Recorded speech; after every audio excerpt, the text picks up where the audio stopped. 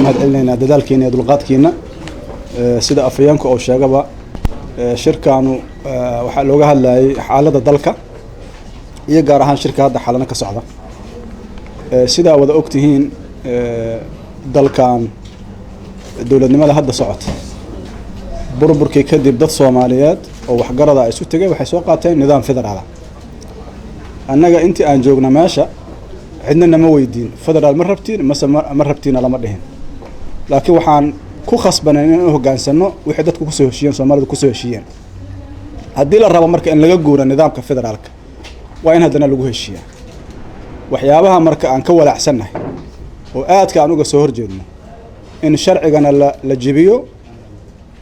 federaalkana la dumiyo waxaan u aragnaa taas inay horseedayso burbur dawladeed waxa dawlad lagu yahay waa dastuurka waxa la rabo in la wada ilaaliyana waa kaas qolada ugu horeyso aan rabno inay dawladda ilaaliyaan dastuurkana waa dawladda dastuurku wuxuu siinayaa madaxda iyo dawladda inteeda kale iyo shacabka Soomaaliyeed xuquuq iyo waajibaad kala duwan qola kastana waxa laga rabaa inay xuquuqdeedana fiirsato waajibaadkeedana gudato waxaan aaminsanahay marka arrintaas dawladdu inay aad uga gaabisay waxaan aad uga xunnahay in halkan shir maamul goboleedyada iyo dawladda u dhaxeeya lagu qabto Soomaaliya dhexdeeda maamul goboleedyada ay ka maqan yihiin arrintaas waxay dhiiri gelinaysaa in dalku kala furfurmo waxaan u aragnaa khatar soo waajahaysa dawladnimada Soomaaliya sidaas darteed waxaan rabnaa inaan idin sheegno inay habboon tahay internationalku waa mahadsan yihiin dadaal badan ay sameeyeen laakiin annaga waxaan filaynaa inay dhiiri geliyaan wadajirka dadka Soomaaliyeed wadajirka maamul goboleedyada dadkana dawladana lagu cadaadiyo inay ilaaliso sharciga maadaama dad la soo aaminay shalay xil loo dhiibaan ahayn inaan ka aamusno waxyaabaha khatarta waxyaabaha khaladka dhacaya lama habboona sidaas darteed waxaan go'aansanay inaan idin sheegno inay tahay arrin aan fiicnayn in la qabto shir dawladda iyo u dhaxeeya internationalka ama partnerska waxa lagu magacaabo haddana ay ka maqan yihiin maamul goboleedyo taas waxaa sii dheer kalsooni darrada sii kordhaysa oo shacabka ku dhacaysa waxaan ognahay waxa loo socdo waa doorashaduna waxay u baahan tahay jawi degan oo siyaasadeed waxay u baahan tahay in la isla meel dhigo nidaamka doorashada soo socda waxaan ognahay dawladdu inay kaligeed gacanta ku hayso nidaamka doorashada una dhigayso sida ay doonto sidaas oo kale waxaan ognahay arrimaha amnigu inay faraha ka baxeen oo weerarada ka dhaca hadda meesha saldhigga oo dawladda magaalada Muqdisho inay ka badan yihiin kuwa hore cabsidu inay sii kordhayso sidaas oo kale dawladda waxa loo abuuray inay u adeegto bulshada waxyaabaha soo kordhay waxa kamid ah in jidadku xiran yihiin laba isu gudbi karta aysan jirin qof walba la weydiinayo dawladda ma u shaqaysaa marka su'aashu waxay tahay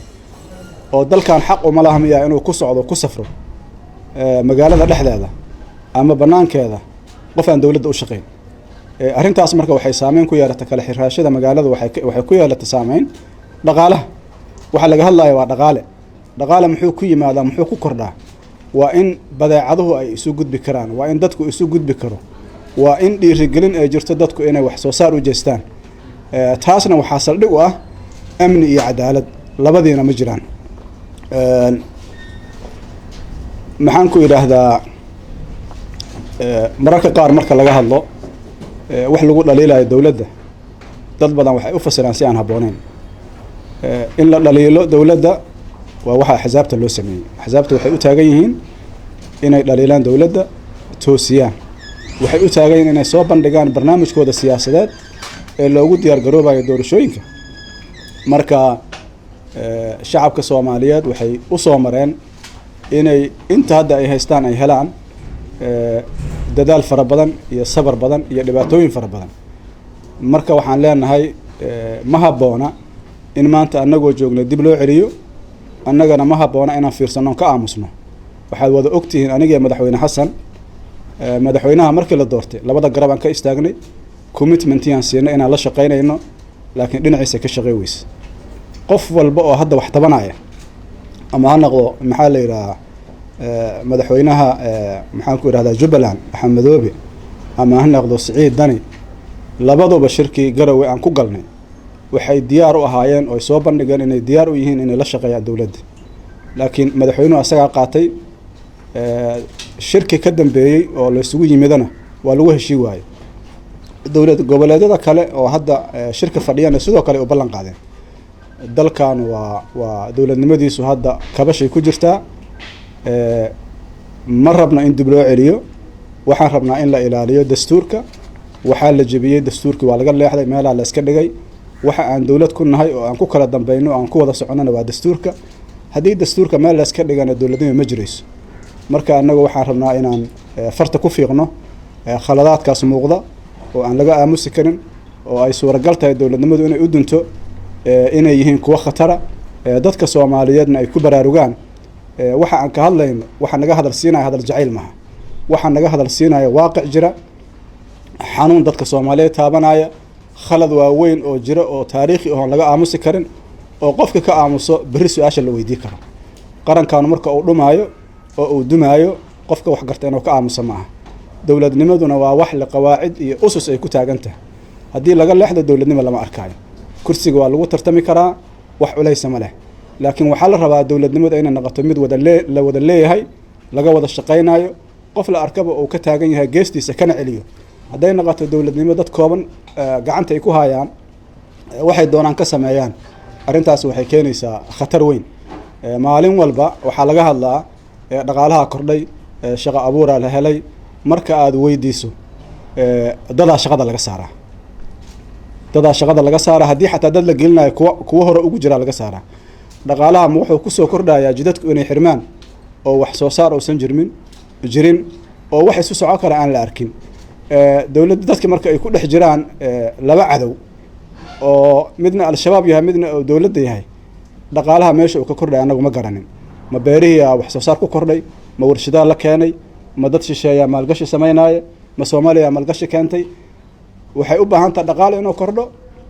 political stability u baahan political stability ma jirto maanta qof dawladdaas ka tirsan ama wasiir ha noqdo ama xildhibaan ha noqdo oo loo ogol yahay inuu xaq ka hadlo ama runta sheego ma jirto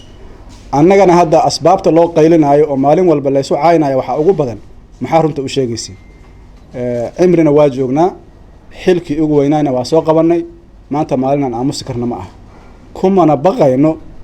wiilal yaryar oo masaakiina oo ama qurbaha jooga ama lamana rabaabiyey ee la soo adeejiyey ay caytameen annaga xaq uguma istaagayno dalkan annaga waxaan soo hogaaminay iyadoo xaaladiisu adag tahay falilaahi alxamdu in la isdoortaan keennay waa nagala guulaystay waxaan dhahnay wakaas maalinna ma hor istaagin laakiin wixii aan ku soo dadaalno marka ay dumayaan waxaan ku khasbannahay inaan u istaagno mar kale oo aan nidhaahdo maya qaranka yaa la duminin waxaana aaminsannahay dawladdii Maxamed Siyaad Barre iyo dawladihii ka horreeyey haddii Soomaalidu u istaagi lahaayeen sidaas oo kale waxba nagama halaabeen adduunka kaligeen maahin xurriyaddu waa shay qaali ah mana laga tanaasuli karo xurriyatul qawlka ama xurriyatu tanaqul ama xurriyad ayan kaanad waa inay dadku haystaan markaasay dareemi karaan dawladdu inay dawladdoodii tahay aad iyo aad u mahadsantihiin